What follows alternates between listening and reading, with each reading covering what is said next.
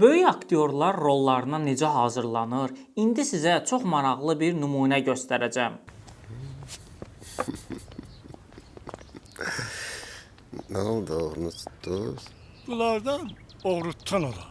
Bu kadrlar sizə adi gələ bilər, amma elə deyil. Axırıncı Dayanacaq filmində Fuad Poladov qocalar evindəki bir obrazı canlandırır. Bu səhnədə o şahmat oynayır və əlindəki şahmat fiqurunu dayanmadan hərəkət etdirir. Aktyor özü bu barədə Skafandrlı Adam kitabında deyir ki, mənim oynadığım obraz türmədən çıxıb. Ona görə də hansı cinayətdən ora düşdüyünü bilmək istəyirdim. Özüm personajın tarixçəsini yazdım. Onun yaxşı cibgir olduğunu təxəyyül elədim. Bu səbəbdən şahmat oynayanda əlini dayanmadan hərəkət etdirir. Masaya döyəcləyir. Bunu başqa bir cibgirdə görmüşdüm. Eyni zamanda film boyunca obrazın köynəyi son düyməyə qədər bağlı olur. Aktyor onu da belə əsaslandırır ki, türmədə boğaza qədər döymə etdirib. Bu yolla obraz döyməsini gizlətməyə çalışır. 4 may Fuad Poladovun vəfat tarixidir. Ruhu şad olsun.